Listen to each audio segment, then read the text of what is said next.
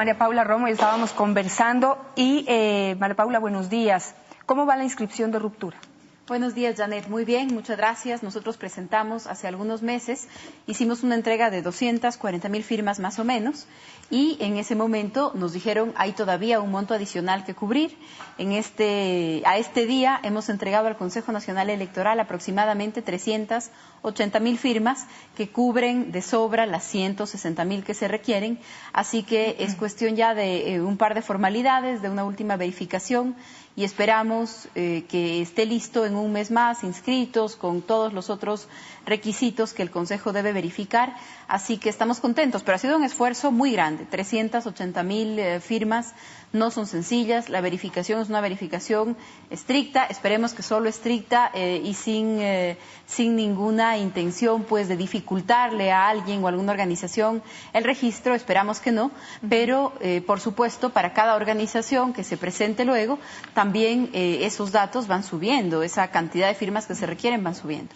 Sí, bueno, en nombre de la democracia se espera que todos quienes presenten sus firmas y aspiren a participar en las próximas elecciones reciban un tratamiento igualitario y justo.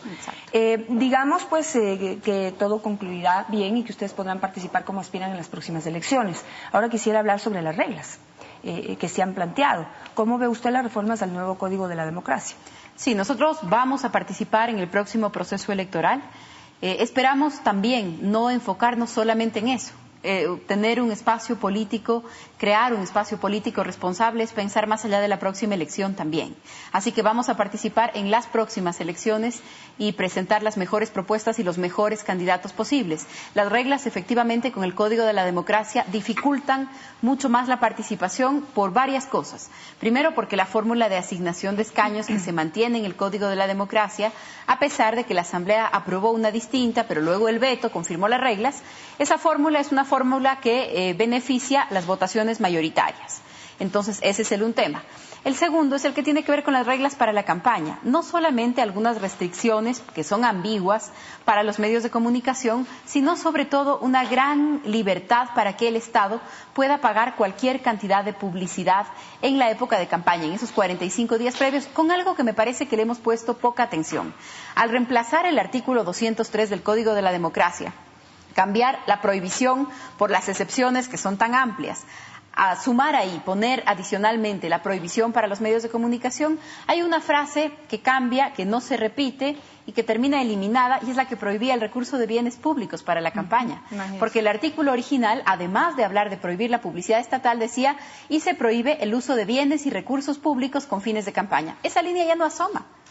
Entonces, al reemplazarla, no solamente hay una limitación para los medios y una permisividad para la publicidad estatal, sino que además desaparece la línea que prohíbe el uso de recursos públicos. Es decir, que el presidente candidato podrá salir en vehículos del Estado, usar tarimas y montarlas con recursos del Estado, inaugurar obras y usarlas a la vez para la campaña y para promocionar su gobierno, etc. Y en un año lo podrían hacer los alcaldes y en las próximas elecciones cualquier otro candidato. El problema no es solo la próxima elección, sino cómo estas normas o la ausencia de normas distorsiona el proceso electoral. Por ejemplo, estamos pensando y estamos inaugurando en estos pocos años un proceso electoral que restrinja la inversión privada en campaña. Entonces está prohibida la propaganda privada, sobre todo en medios masivos de comunicación, que son los más caros, durante los 45 días anteriores a la campaña.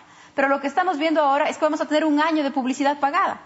Entonces, ¿qué pasa con esto de crear condiciones iguales para todos los que participan? Si se controla los 45 días antes al máximo la inversión privada, pero durante todo el año anterior ya estamos viendo propagandas de campaña. Por eso yo decía que se iba a adelantar la campaña electoral. Nadie se presenta como movimiento político, sino pues una figura ha sido Movimiento Ciudadano, que es legítimo, no es ilegal, bueno, pero adelanta la campaña, el Consejo ¿no? Nacional Electoral tiene algunas normas, yo creo que todavía insuficientes, ojalá se ocupe también de reglamentar eso, pero tiene algunas normas para lo que se llama campaña anticipada, porque hay cierto tipo de intervención de gasto electoral. ¿Por qué es importante controlar el gasto? precisamente para garantizar equidad en la participación y que gane quien tenga las mejores propuestas, las mejores ideas y no quien tenga los mayores recursos económicos para financiar campañas que son costosas. Por eso es que el Estado financia la publicidad de forma igualitaria durante los 45 días anteriores a todos los candidatos. Es precisamente también por una experiencia que ya aprendió el Ecuador hace más de una década, y era la vinculación entre los poderes económicos, los candidatos, luego quién llega al poder y qué favores debe cuando llega al poder. Entonces, ahí yo creo que todavía, a pesar de que nos falta mucho tiempo para la campaña oficial, este tiempo de campaña también tendrá que ser regulado. Exactamente qué transmisiones del gobierno se refieren a planes y programas y cuáles deben contabilizarse desde ya como campaña anticipada del gobierno y de otros actores, obviamente. Quisiera pasar a otro tema en honor al tiempo. Nueva Corte Nacional de Justicia, ¿cómo la ve usted? ¿Qué futuro le da? Bueno, yo creo que la Corte tiene primero una mancha de origen, ¿es cierto? Muchos de nosotros, la mitad del Ecuador, fuimos críticos de un mecanismo de designación de la Corte con intervención política de la manera en la que así se decidió. Finalmente la consulta popular fue aprobada y empezó a ejecutarse. Pero, efectivamente, una gran cantidad de personas en el Ecuador decimos no era la forma. El concurso empieza a desarrollarse y me parece que tiene dos momentos lamentables, porque no teníamos, ni era un concurso que había generado grandes expectativas, más bien un perfil mediano, pero creo que hay dos momentos en el concurso que nos hacen mirarlo y poder criticarlo. Lamentablemente, la calificación de última hora del juez Quirós, que entra al puesto 64 de 63 posibles, un día antes, con suspensiones, porque tiene unas fallas técnicas, y coincide que es un juez que en este momento tiene el caso El Universo, lo tenía hasta el día de ayer, y el segundo momento es la alteración del orden de los candidatos a través de las entrevistas. El momento más subjetivo, la fase más subjetiva de todo el proceso, y que termina provocando grandes distorsiones en el orden de entrada de algunos candidatos. Con esto a mí me parece que deberíamos ser cuidadosos de no descalificar a toda la Corte de entrada. Sí, yo creo que hay nombres bastante respetables, ¿no? Y además creo que debemos darles el beneficio de la duda, porque en algún momento esto tiene que detenerse. O sea, no podemos vivir en un círculo vicioso de a qué hora se va la próxima Corte y ahora quién la pone. Yo creo que lo deseable sería una Corte que demuestre independencia, autonomía, respeto por el derecho, pero con estas precauciones, con estas dudas que son legítimas, que las podemos tener, y que ojalá sea la Corte en su accionar que nos demuestre lo contrario. Ojalá que así sea. Ahora, el primer reto será resolver el tema de caso El Universo. ¿Será beneficioso para esta nueva Corte? ¿Podrá realmente mantener su imagen limpia y demostrar cuánta independencia tiene? El tema del Universo me parece que la ponen entre la espada y la pared a la nueva Corte, porque cualquier cosa que falle es un tema que ha polarizado tanto al país, que se ha convertido en un tema de simpatías y antipatías y ya no de la ley y del derecho.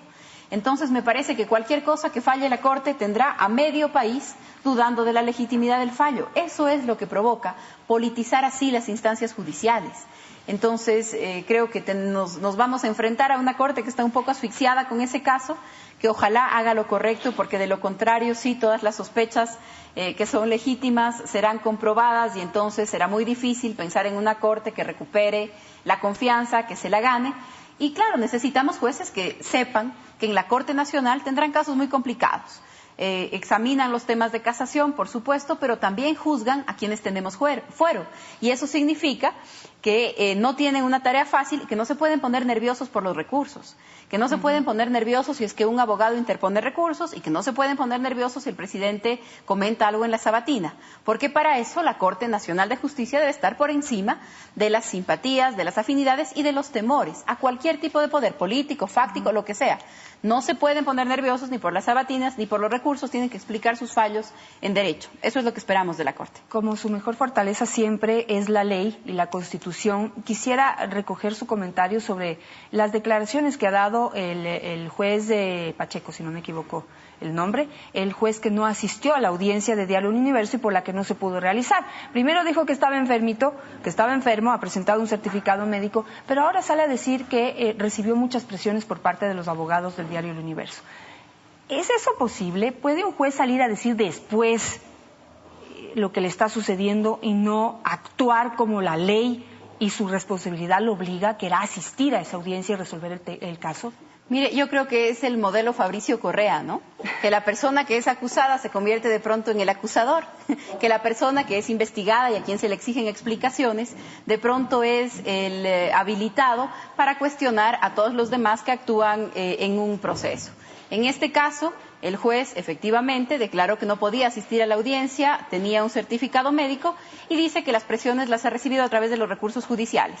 Exacto. Los abogados de cualquier caso pueden interponer recursos, están facultados para hacerlo, si no son legales el juez se los niega, ni se enferma, ni se pone nervioso, ni lo considera una presión, simplemente hace su trabajo. Pero nos enfrentamos a este modelo, ¿no? Que la mejor forma de defenderse o de explicar las fallas es empezar a buscarlas en los otros. Gracias, María Paula. Estaremos pues siguiendo muy de cerca cuál es el futuro de la ruptura y de otros movimientos que quieren participar en las próximas elecciones.